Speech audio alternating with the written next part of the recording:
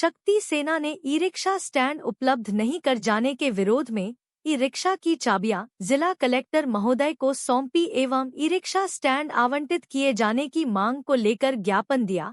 क्रांति सेना के सदस्यों द्वारा कलेक्ट्रेट के बाहर प्रदर्शन कर जिला कलेक्टर को ज्ञापन दिया। ई रिक्शा चालकों ने जिला प्रशासन एवं यातायात पुलिस को ज्ञापन देकर अपनी समस्याओं से अवगत करा चुके हैं।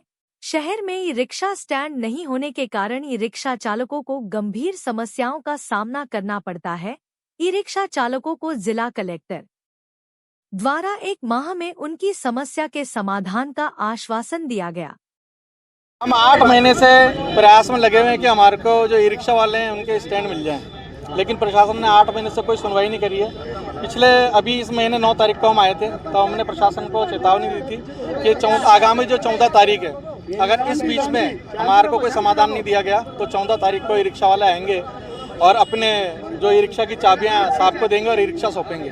अभी फ़िलहाल हम यहाँ पे 12 से 13 ई रिक्शा लाए हैं, क्योंकि अभी परीक्षा चल रही है। हमने ऐसा भी देखा है कि कई रैलियों के कारण, कई धरने प्रदर्शनों के कारण बच्चों का भविष्य खराब हुआ, बच्चे समय पे पहुंच ही नहीं पाए। इसलिए हम व्यवस्था बनाने में विश्वास रखते हैं, इसलिए यहाँ 12-13 रिक्शे लाए हैं हम।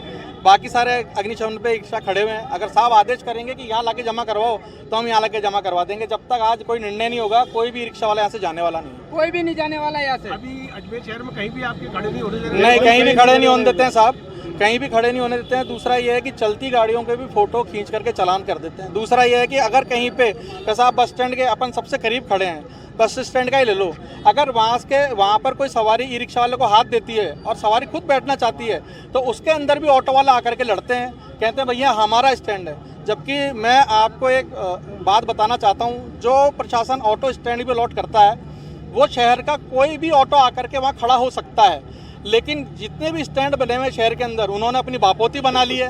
70, 80, 75, 30 के इन्होंने स्टैंड बनाए हुए हैं। एक स्टैंड पे, जैसे आज कोई बस स्टैंड पे स्टैंड है, जिन बस स्टैंड वालों का, ऑटो वालों का, अगर कोई रेलवे स्टेशन वाला वहाँ पे आके खड़ा होगा तो उसको खड़ा नहीं होने देंगे, कहेंगे हमारा स्टैंड है। सेम की सेम स्थिति रेलवे स्टेशन पे इन्होंने कर रखी है। रेलवे स्टेशन पे अगर कोई दूसरा ऑटो वाला जाकर के सवारी भरता है और खड़ा करता है तो उसको खड़ा नहीं होने देते, कहते हैं हमारा स्टैंड है। मैं प्रशासन से पूछना चाहता हूँ कि इन्होंने जो ऑटो स्टैंड दिए हैं वो उन ऑटो वालों के क्या रजिस्ट्री नाम कर दिए गए इन्होंने? भाई कोई भी ऑटो, अगर ऑटो स्टैंड में जगह खाली है तो कोई भी ऑटो खड़ा होना चाहिए। ऐसे हजारों ऑटो हैं जो इधर उधर ई रिक्शा वालों की तरह बेचारे घूमते हैं, जिनको ये स्टैंड वाले खड़ा नहीं होने देते। और रही बात हमारे ई रिक्शा की, हमारे ई रिक्शा वालों को तो पता नहीं क्या समझ रखा है इन्होंने, आए दिन गाली गलौज करते हैं, गुल्लेबान पकड़ लेते हैं। सबसे बड़ी समस्या ये है कि जब आने वाला समय ई व्हीकल का ही है, प्रधानमंत्री से लेकर के सारे मंत्री, और अभी बीच में तो बीजेपी के बड़े बड़े मंत्रियों ने, कंगना रावत ने भी ई रिक्शा के ऊपर बैठकर उसमें होटल लगा के वो घूमी थी। तो ये साफ संदेश है कि ई रिक्शा से अच्छा विकल्प कोई है नहीं, सस्ता विकल्प। आज जैसे एग्जाम है, आज ये बस स्टैंड से अगर कोई कहता है ऑटो वाले को कि कोटड़ा जाना है, वो सीधे 350-400 रुपये उसको किराया बताएगा, और वहीं पे हमारा ई रिक्शा वाला उसको 150 से 100 रुपये के अंदर ले जाएगा। अब आप बताइए, बाहर से बच्चा एग्जाम देने आया हुआ है, उसकी यहाँ रहने की स्थिति क्या है ये उसको खुद को नहीं पता इतनी भीड़ के बीच में। उसके अलावा उसकी जेब के ऊपर डाका डालते हैं।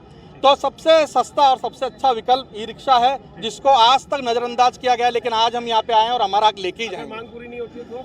अगर मांग पूरी नहीं होती है तो हम यहीं बैठे हैं और हमारे सारे रिक्शा